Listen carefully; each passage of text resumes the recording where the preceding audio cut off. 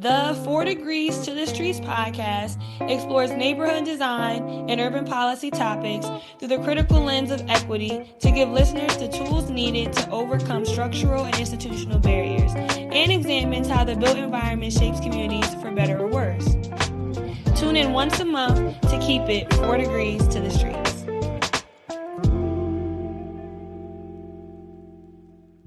The thing about economic development that's maybe different than social service is this notion of we're making an investment, we're making a financial investment in something that has a return. That was Breanne Rothstein, AICP, founder and CEO of Thrive Consulting, a housing and economic development firm. Breanne joins us from the Minneapolis-Saint Paul region with 20 years of experience. Breanne, thanks for coming on the 4 Degrees to the Streets podcast. I've read your bio, CEO of Thrive Consulting, 20 years of experience in the space, a lot of experience in speaking and presentations. But tell us a little bit more about yourself and then just like your why. Why this? Why now? Thank you so much for having me. It's quite an honor. I had a chance to listen to a few of the episodes from 4 Degrees to the Streets prior, and this is such a great platform for talking about innovative and exciting urban planning topics. So thanks so much for having me. A little bit about me that's not on my bio. I was born and raised in Minneapolis, Minnesota. I did move around a lot, kind of in between being born and being raised here.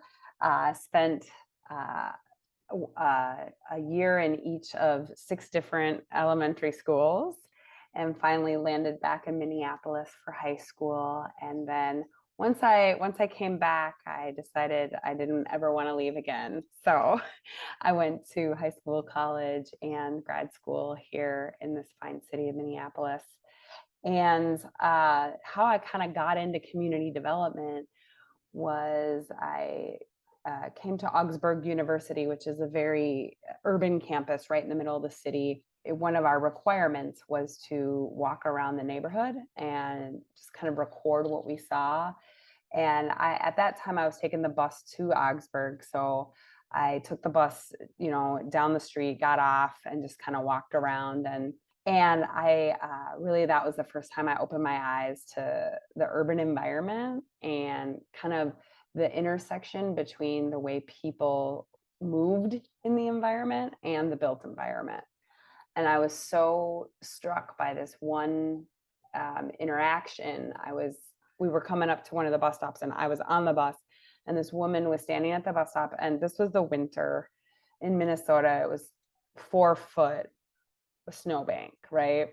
Just and they do plow out the bus stops, but on either side is these 4 foot snowbanks, and she's carrying a grocery bag in each hand, and she's got one balanced on her head.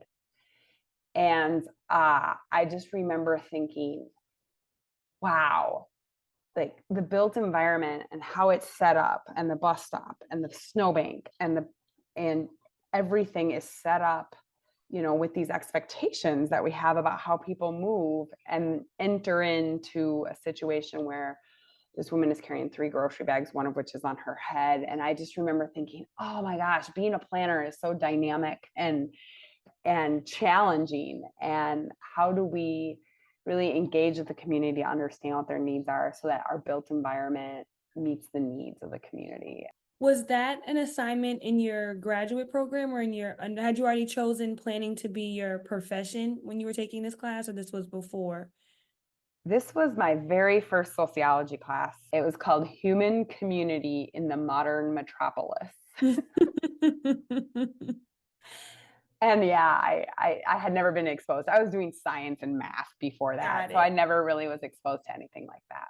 Did this shift what you wanted to study in grad school? Yes. I mean, I didn't know I was going to go to grad school until I graduated undergrad.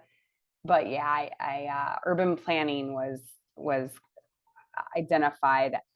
I was lucky that I identified it early on. Most people find it after they graduate, and I found urban planning right as a sophomore in undergrad.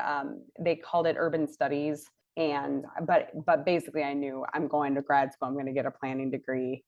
So, moving beyond your background, you're the founder and CEO of Thrive Consulting. I love the name. What's the reason behind the name of your organization? Tell us some things you were doing prior to stepping out onto your own.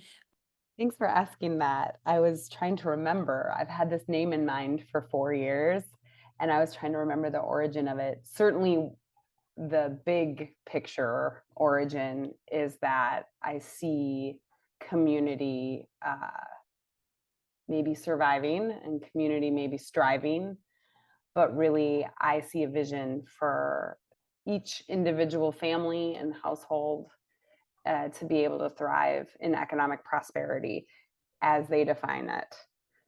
And but when I think about how we got at the name, I was brainstorming with my partner names, and I was explaining to him kind of what I was trying to do. And I'm pretty sure he was the one that was like, "Hey, what about Thrive?" So I'm going to credit him here because I think that's how it went down. But it's really rooted in the mission, which is to connect community more fully to the abundance in the economy. And that's what I've been doing the last 5 years is economic development, which is a little bit different than urban planning, obviously. And it's kind of a segment of community development, but economic development really is more about, in my mind, economic justice and economic prosperity. And I got so interested in that because I wrote all these comp plans and did all these small area plans, land use, and I'm like, I want to implement. I want to make it a reality, and I want the work that I do to benefit households and families and improve their outcomes, improve their prosperity as they define it, right? I just saw so much injustice in the way that money flows, and I wanted to get more involved in that piece.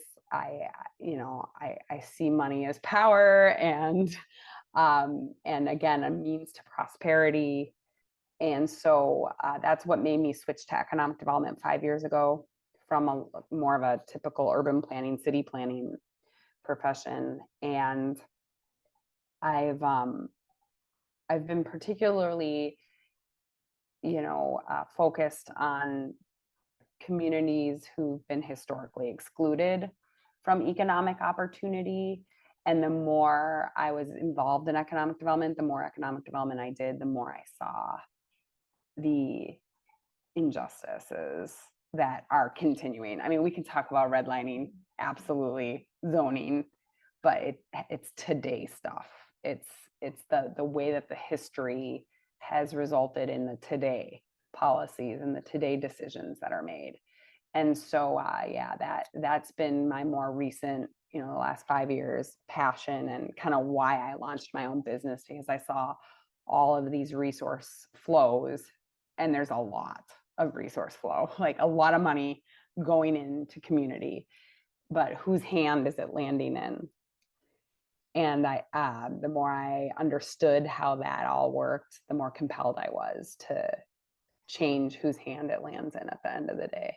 There are several definitions of economic development available. I'm going to read through a few of them, but I want to get your take on where these definitions might lack or where they succeed, or kind of what your own perspective on economic development is. And so the United States Economic Development Administration defines it as creating the conditions for economic growth and improved quality of life by expanding the capacity of individuals, businesses, and communities to maximize the use of their talents and skills to support innovation, job creation, and private investment. That's a very long definition. The International Encyclopedia of Social and Behavioral Sciences defines it as the process through which economies are transformed from ones in which most people have very limited resources and choices to ones in which they have much greater resources and choices. And so, two definitions. One is about the conditions for economic growth and improved quality of life. Another is more of a process in expanding opportunities for people. And so, what's your take on these two definitions, and what do you have your own? I have spent my career in local government, so city level. I spent 6 years as a private consultant as well, but my clients were local governments, cities. And cities' economic development programs are generally defined by tax base growth and jobs growth in the community. So while those two definitions are fantastic, I don't know that the local government level economic development really has historically or traditionally been focused on people. It's been focused on tax-based growth, which is sort of a trickle-down idea, right? Tax-based growth, if you grow the tax base, taxes go down, and then taxpayers don't have to pay as much, and your residents are taxpayers, and so you're easing the burden, their tax burden, and that's how we're making their lives better. Similarly, workforce development as well. Maybe jobs programs is a better way to say it. We bring jobs to the community, and through trickle down, those jobs go to the people who live in the community. Their wages are better and their outcomes are better. This is a standard economic development program for the cities that I've seen, right? Recruitment of manufacturing or industrial or high tax base and jobs. The problem with that is that cities are vying for these uses, and so they end up competing with each other and kind of defeating the purpose of the tax base because they give such big incentives, they don't get the tax base for so long. And the jobs that are created don't actually go to the residents of the community that's subsidizing the project. So I don't really think it works. And that might be quite controversial since we spend billions and trillions of dollars on this economic development strategy as a profession. I'm more interested in economic development 2.0, which is investing in people and connecting good paying jobs with those people and providing economic outcomes for the residents of the community that is providing these resources. And that's super broad. It could mean a lot of things. The part that my experience sits in is housing, job connections or talent cultivation, and then small business support.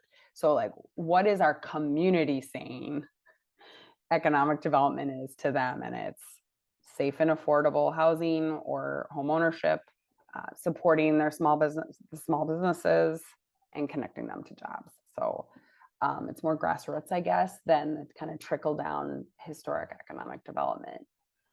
Would you say that because to me, it sounds like, having not had a lot of experience in local economic development, but understanding that that does seem to be the goals, right? Job creation and expanding their tax base. But would you say, to me, it sounds like those outcomes are very measurable, right?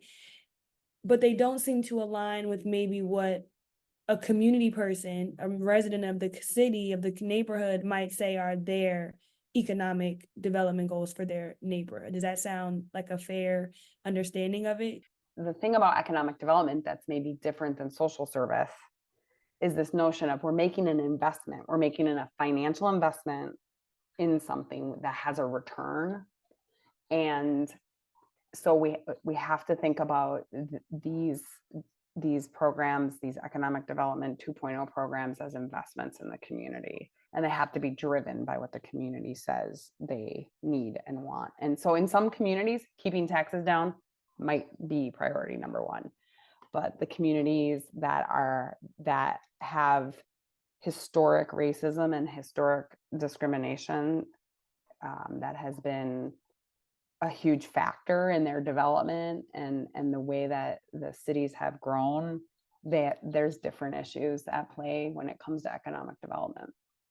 So let's talk quickly about maybe a client that you've had since starting Thrive, or a client that you worked with in your previous roles that was like, okay, we want to hire you to work on economic development. What are some examples of what that work might look like? I'll give a couple of examples. There's two communities in Minneapolis Metro, and I worked for 5 years in Brooklyn Park as a staff person, and then now I'm consulting with them. And a couple of the programs that we implemented there were, we developed a small business center. Deciding that, we're going to really invest in the small business community. Super diverse, lots of startups, and a lot of women, mostly women of color, huge, vibrant economic startup community. We didn't really know it existed until COVID. I mean, you knew, but we didn't have names and emails of people who were starting up businesses. And we did a small business support program, like kind of an emergency grant program, and we got a whole bunch of information from that. And so then we were able to kind of leverage those connections and say, what do you need to grow and thrive? And the small business center is what came out of that. And it's a co-work space and a retail space for more than 100 businesses to convene in this one space and have affordable space to network and to sell their services and their artisan and their kind of retail aspect as well. And then office, so professional services also has opportunities. So that's one example of a project where it was just way more grassroots economic development. And now the city has this space where entrepreneurs can start, grow, and get the access to the resources that they need to be successful. A couple of other examples are the city. We worked together to develop a down payment assistance program. So the city never had one before, in acknowledgement that there's a huge homeownership gap in this region. And even though Brooklyn Park was a leader in that space relative to the region, still Black homeowners lag far behind white homeowners and homeownership rates. So we developed a down payment assistance program that has been very successful as well. And then the last one I wanted to highlight was the microloan program. So again, in talking with community, this access to small amounts of resources for startup businesses and for working capital for existing businesses, that was easy to access. So not a lot of underwriting, and then smaller amounts, not necessarily needing 10 or 20 or 40,000, but just 5,000 to get a computer and some inventory. And so we launched a beyond credit lending program where we just basically took an application, did a pilot for a first round, and then the city liked it so much they did a second round, and then a bank came to the table to match. So that's a huge example of like partnership and being a leader and inspiring others to get involved in the kind of lending that the community needed. And so we talked a little bit about housing, but what role does housing and housing policy fit into economic development? There's kind of two camps when you look at housing. One is housing is about housing people, and it's about a human right, and it's one of our basic needs on Maslow's hierarchy, right? It's shelter.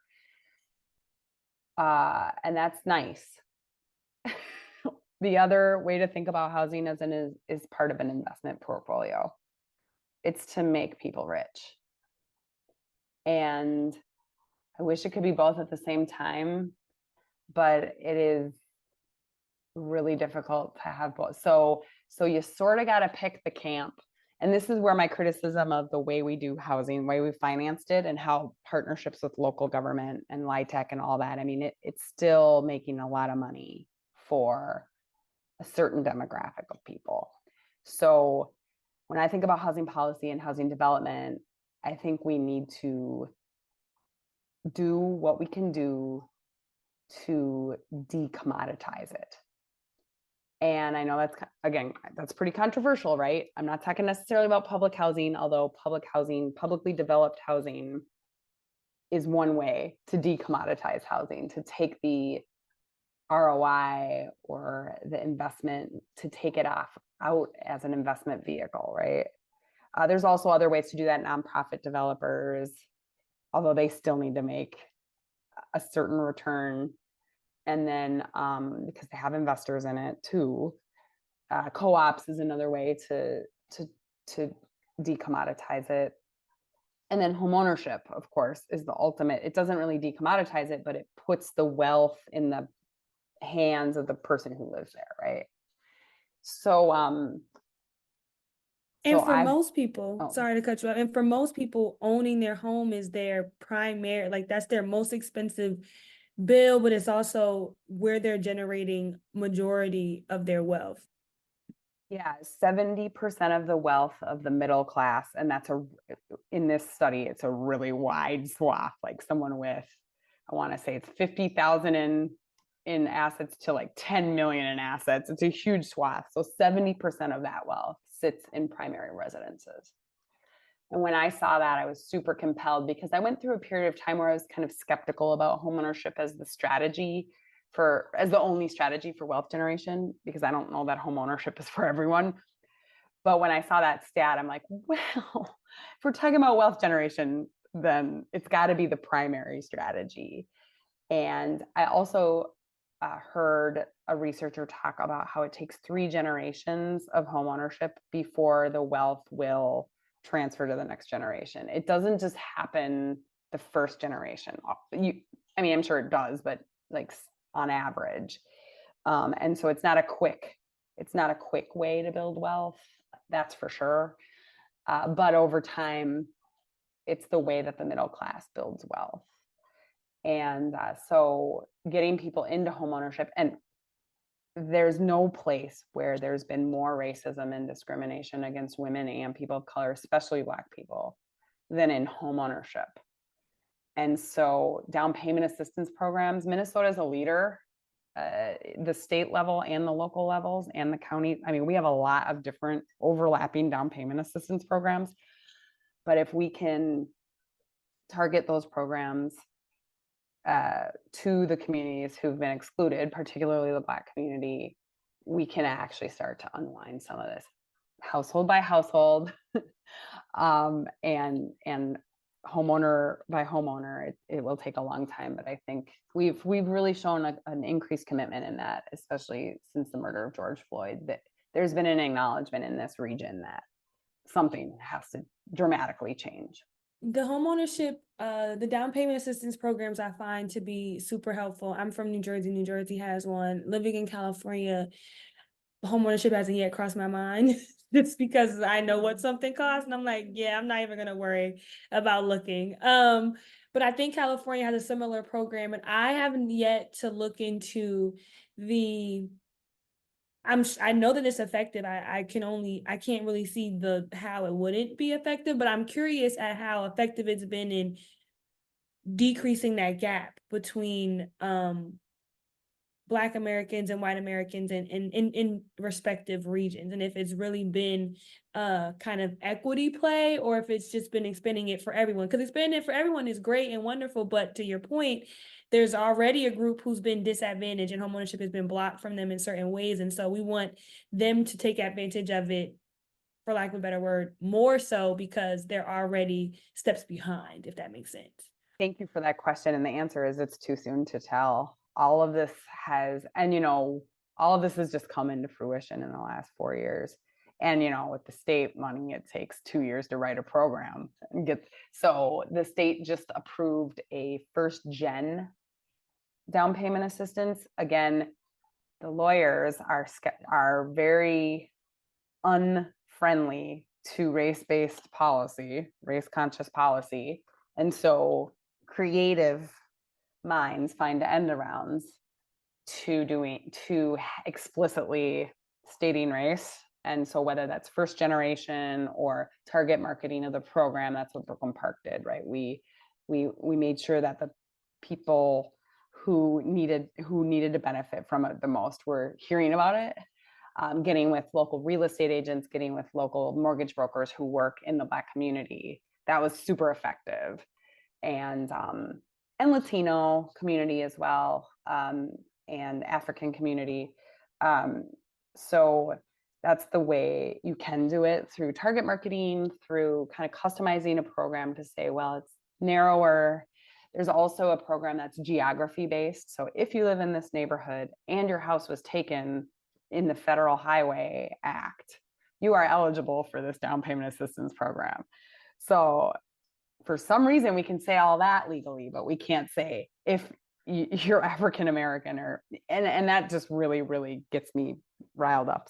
There's always a fear. There's always a fear that someone's going to abuse or take it the wrong way. And we have seen um, lawsuits in different states around certain race focused programs, whether it's trying to have a grant program for Black female entrepreneurs and that being called racist and discriminatory when it's designed to fix a problem that is the result of a policy that was racist and discriminatory. So it's an interesting time to be here in planning because we are almost 5 years from the pandemic, almost 5 years from a lot of police brutality and neighborhood brutality against Black Americans at a time when we felt like, again, we're going to have a turnaround and things are going to be better. And then to see almost 5 years later,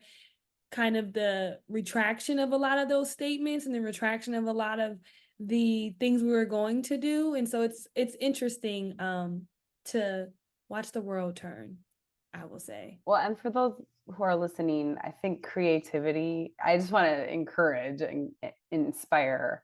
It just takes some creativity. And when you're told no, just keep going back with fixes and edits and find a way to get the thing you want with the right language that's going to make everyone, or because yeah, the worst thing you can do is write a policy and have a lawsuit and lose. It's better to tweak it and try, because when you lose, then the whole thing goes away. But if you can tweak it so that it's not the target of, tweak it enough so it's not a target of a lawsuit, then you can do a lot of good work and be effective. Do you want to be right, or do you want to be effective? Right? We can be effective through these sort of other means. And again, it's too soon to tell right now, Jasmine. Like, we are just launching some of these. We're just launching a lot of resources for homeownership. And I'll put in a plug for Minneapolis. We've got lots of down payment assistance, and we've got affordable housing relative to a lot of regions, and a high quality of life. And and a commitment, at least, like you said, some of that's waning now, but a commitment to equity and through some of this policy. And so you are a longtime resident of the Minneapolis region, and we've talked a lot on this show about federal housing policy. And so I'm looking forward to just hearing some insight from you on how some of those urban policies that we're all kind of familiar with, urban renewal, redlining, you mentioned the Highway Act and the demolition of neighborhoods to build traffic facilities, opportunity zones, low income housing tax credits. How have these policies shaped or otherwise impacted people and neighborhoods in your region? I'll pick two. There's so many. They all have. I mean, we are a very classic case. There's cities all over the country, and we're very cliche in that way. The Federal Highway Act plowed highways right through the middle of our Black neighborhoods, almost verbatim on a map, and displaced the Black middle class in St. Paul in particular, but in South Minneapolis as well. So that recognition of that, though, is newer than my career, right? Like, so when I studied urban planning, that was not, we did not really talk that much about that. And we didn't talk about race. Talking about race, especially in the Midwest and in a city that's historically been mostly white, is that's a lift in and of itself. And it's part of why we have the most disparities, is because it's just not part of our daily discussion. It hasn't been historically until recently. So the Federal Highway Act, actually, my grandparents' house, my great-great-grandparents' house was taken for the highway, and they lived right across the street from my great-grandparents. And so my great-grandparents stayed living there, and my great-great-grandparents did not. I don't know where they moved, probably in the neighborhood somewhere, but and then the whole Rondo neighborhood in St. Paul was just basically destroyed.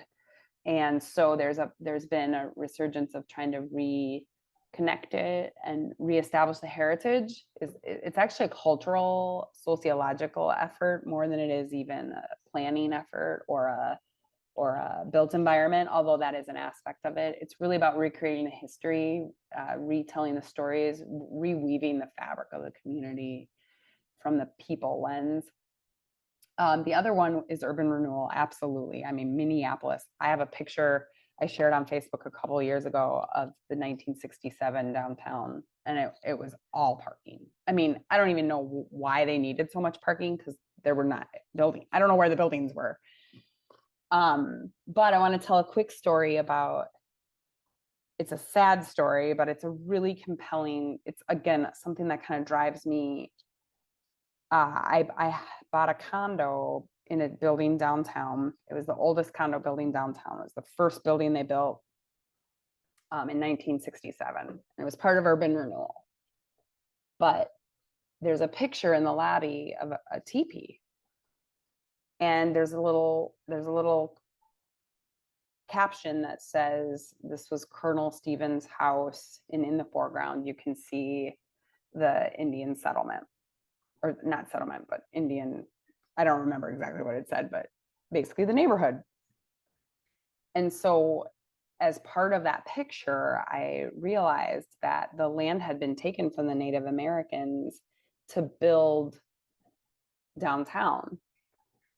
And then during urban renewal, it was taken again from the 3-story walk-up merchants who probably had a store and a apartment, and then demolished again. And so the land that I lived in, that I owned a condo in, had been taken twice. And that is the definition of how generational wealth does or does not continue on. When the government takes land from one people group or person and gives it to another or sells it to another, that's how we get this generational wealth. And so it was just this huge realization, and just a great example of how federal policy plays out on an individual family or household. I appreciate your story because of that exact point, that when we talk about these policies, we're often referring to them in like the thousands or the hundreds of thousands of people who were impacted or displaced. But it's important to realize like there's one person in that 100,000. There's a family. Veronica Davis was on our show last year also, and in her book Inclusive Transportation, she has a picture of, I think, her grandmother's house before and after the highway was built. I'm not even gonna say this date because I can't remember which one it was, but the after picture of the house is not there. It's the underpass for the highway overpass. And you're telling me the same story about your great great grandparents and their house no longer being there. And it highlights that, for one, I know for sure it wasn't Minnesota. So the pervasiveness of the policy and how many places you can go and hear the same story, whether you're in Miami, you're in Charlotte, you're in New Jersey, you're in LA, you're in Minnesota, you're hearing the story of how the highway was used to displace people. The highways was used. My grandmother lived here and then they built the highway and it was gone, or they extended the highway and it was gone. And the same thing with the downtowns. And so it's interesting how pervasive it is, but at the same time, how individual the impact is. I'm real optimistic. I think we can do both. I think we can have sweeping policy changes that acknowledge just the overall structural issues, and we can have hyper personalized, customized programs like the program. Oh, I can't remember the name of it, but in St. Paul for first generation home owners, meaning their last generation hasn't owned a home, in that neighborhood. So they're trying to identify at least the geography. It's probably not the exact ancestors, but the geography, which, there is a place-based component to this. So I think you can do both you just have to, what I believe it is people have to acknowledge the truth and not get so rife with defensiveness and guilt. And as a white woman, that is what I see in my community. When we start talking about these things, there's an instant defensiveness and guilt and trauma response to the way that just even talking about this stuff, right? And we have to be able to get over that. We have to say yes, and what are we going to do about it? Rather than being overcome with guilt, or, and this is all subconscious usually, but that guilt or that defensiveness, it's like, no, we can talk about this. It's okay. And what are we going to do moving forward? How are we going to change or be different or better moving forward? And I do see that, examples of that. And Mapping Prejudice is another big project that the Twin Cities started, and I think it's a nationwide initiative now. But the metro area, they started with Minneapolis. They went and they inventoried every deed restriction, racial deed restriction on houses, and it is prolific. They went house by house, deed by deed, and mapped it. And the house that my family inherited, my stepmom, she got it from her mom, she got it from her parents. That house had a racial covenant on it. And so, like, let's talk about it. Let's say it. Let's daylight it. Let's acknowledge the benefit that has for generations been bestowed. And let's undo the covenant and then talk about what we can do in future policy to kind of unwind that and make a change. So I have a lot of optimism, but it starts with, yep, this happened, and we're gonna do something different. I appreciate you sharing that you found in your community the defensiveness and some of the unconscious guilt. And I think what I've seen, if you are experiencing or you find that your community experiences unconscious guilt, I think my community, the Black community, experiences grief and indifference, a feeling that so many promises have been broken in the past that I'm not going to get excited or hopeful that this program or initiative or policy or campaign request is going to be materially different than the last. And both responses are trauma responses to racism and injustice. Both of those responses work together to minimize impact. But I want to talk to you more about the work that you've done with the city of Brooklyn Park in Minnesota. And so I have some quick demographics on the city that I'll run through, but just if you could tell us high level for people who haven't seen the Minneapolis-Saint Paul region on a map, where does Brooklyn Park fall geographically?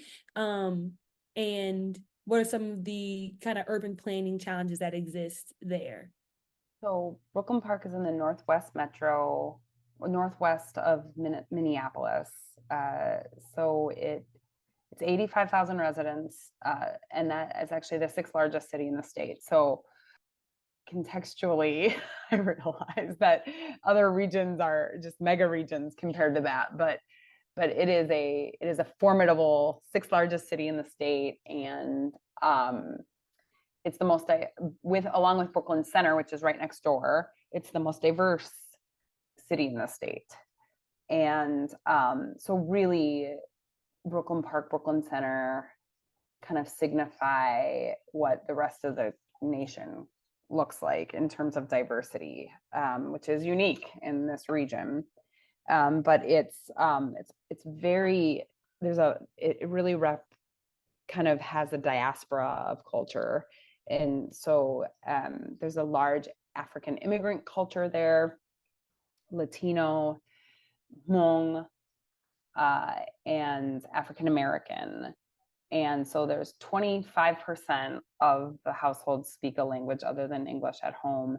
So in addition to having, you know, a lot of different races, it also has a lot of different cultures. And so it's really a place. So one of the inspirations for doing some of the work we did in Brooklyn Park was Andre Perry's book, Know Your Price. It's a really long title. I just call it Know Your Price because that's what I can remember. And I love that book. We talked about that book on this podcast so many times. And it's not the title and if you read the summary, it's not really couched as an economic development book. But when I read it, I'm like, this is economic development for the Black community right here. This is what Brooklyn Park, Brooklyn Center, any community that's majority Black needs to have this as the playbook. And I was so inspired by that book. And I read the book, did a Cliff Notes version, wrote out 25 policies that the city could consider. And we talked staff, we talked like city council. We're just like, which ones do we want to start taking off?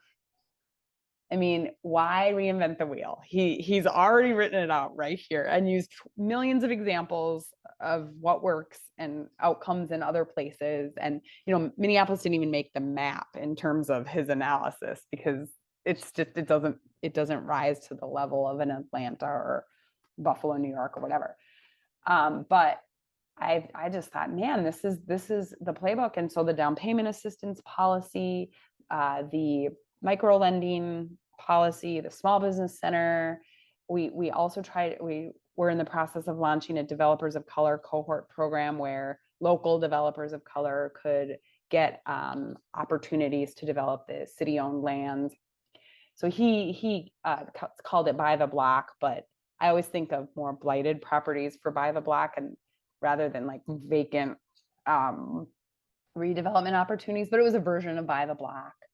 And I just want to put a plug in for that book because I really think it's economic development 2.0, and it looks so different than the standard economic development program.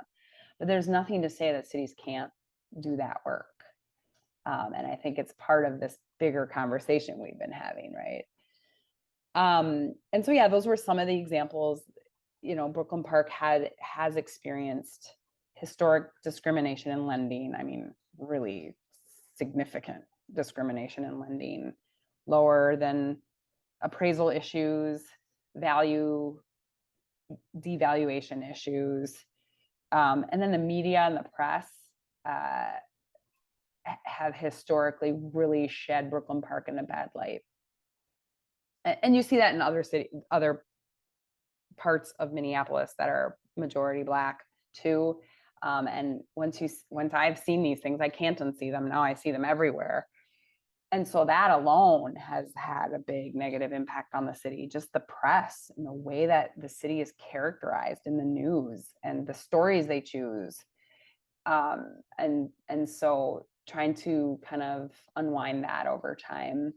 The city, when you mentioned an equity lens for some policies, and I think Brooklyn Park really leads the way in that space on the operational side too, like beyond planning and economic development, just in the day-to-day operations of the city, how they decide where the trails are going, how do they decide what parks they're going to invest in next.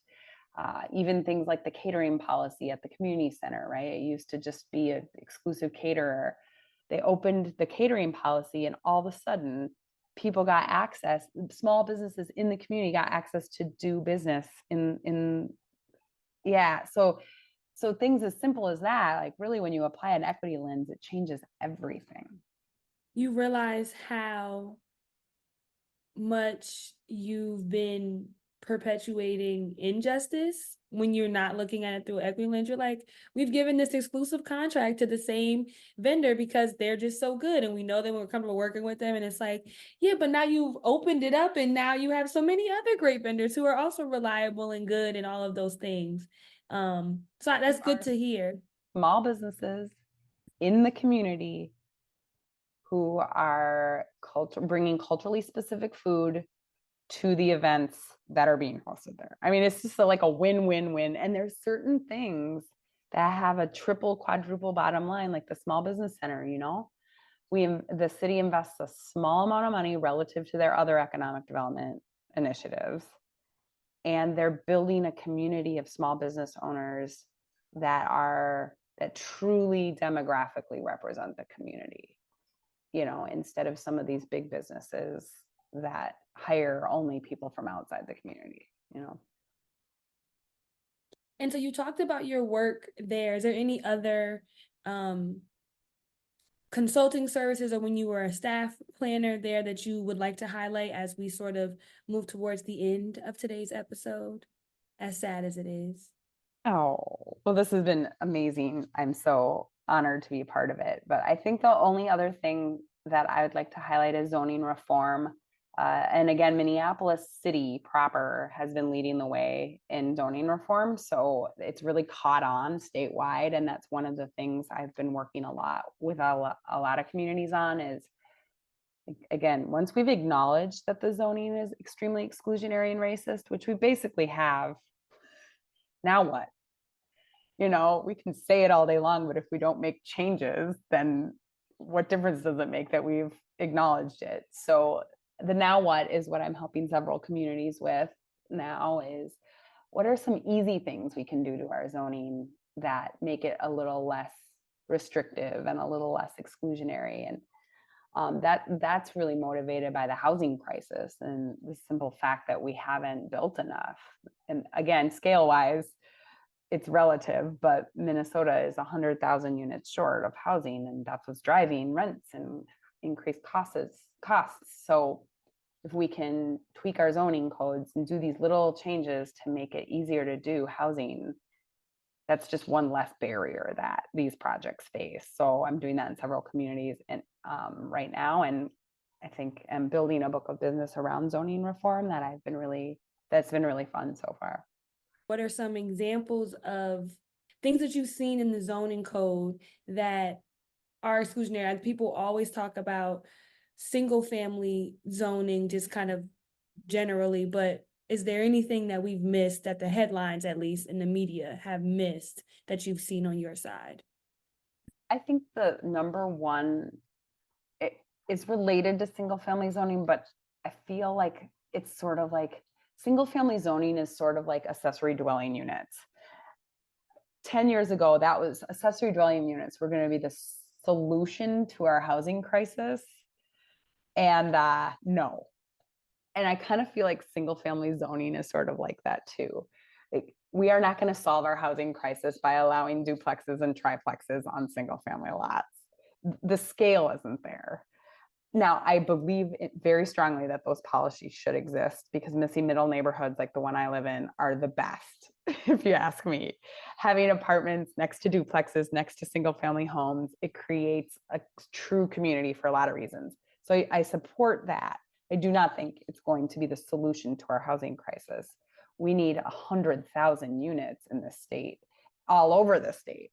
So I think things like this is like a secret because it's too easy. So like looking at your use chart, and you got the P for permitted and the C for conditional, and then you have a blank for restricted. Usually there's not even an R or an N. It's just blank. And so blank means not allowed. So just taking a look at that chart and going, where can we change the C to a P? And where can we add some C's or add some P's where they don't exist anymore? Our zoning in general is just so, it's designed to be so, it's designed to keep people out, is literally what it's designed for. So whether it's a single family district or any other district, I think allowing housing in commercial districts, just changing that restricted to a P, saying it's permitted. A multifamily housing development has less intensity than a McDonald's in terms of traffic, general people around, probably even intensity of infrastructure in some ways. So if we allow a McDonald's, why wouldn't we allow a 20 unit or even 10 unit missing middle housing development? Or why not even 60 for that matter? And Minneapolis did that in 2008. So they get all this fame for the single family zoning, but in 2008 they allowed housing in commercial corridors, and it's really transformed the landscape. It takes a long time to see it, right? It takes more than 10 years. And so that little policy tweak, which wasn't little at the time, but changing that, restricted to a permitted or even a conditional use really has made a huge difference. And so I think things like that, allowing housing in commercial areas, increasing the number of units allowed on any given lot. The rezoning is the hardest thing to do. So I don't actually advocate for rezoning. You got to have a public hearing, and then you got to notify people within, depending on your state, within a certain, it's impossible. So instead of doing a rezoning, just take the current zoning and make it work for whatever, for more housing. And you don't have to notify anybody for that. It's a policy change. So that's my big secret. It's not rocket science. It's just something little that could have a huge impact on our built environment. And with the way that commercial corridors look, we could probably use some activation with some housing on some of these boulevards that are miles. I'm thinking of California, and there's streets like Olympic and Sunset where there's like sections of really dense commercial activity and pedestrian activity, and then you go another block out and it's just dead. So that's where all the speeding comes in, that's where all the pedestrian fatalities happen, right where that kind of activity drops off, and the single story retail buildings are just vacant. And it's like, we don't have to try to squeeze all the housing down the side street. We could probably try to get some, and I'm sure developers would be happier with that and everything. So I think that's a great example. Another really cool example of this is putting housing in parking lots. So there's a mall in Edina. It's a more affluent suburb on the south side of town. They had a huge, actually the first indoor mall in the United States, but just a sea of parking, 70s style, right? Just way too much parking. And they've started adding apartment buildings and hotels and even commercial outlets. And so now they've filled in. So I think parking lots, whether it's religious institutions, corporate campuses, downtowns that have too much parking, or malls or anything like that, could be really good spots for housing as long as the zoning allows it. Please let everyone know where they can find you on social media and your website. And I'll have all of it linked in the show notes as well. I just want to thank you so much for being a part of this podcast. I feel very honored to be a part of it. And yeah, I really have enjoyed my time launching a business to be able to have an impact on a broader scale. And I really view my kind of calling is to be in this profession, and it's never a dull moment. And anyone listening who's a student, urban planning is a great career, and you have so many options and paths. And so yeah, you can find me on LinkedIn under my name. My website is thrive-llc.com if you're interested in my business. But I love connecting with people, so I'd be happy to do that anytime. Breanne, thank you so much for being a guest on the 4 Degrees to the Streets podcast. We will be in contact very soon. Peace out, y'all.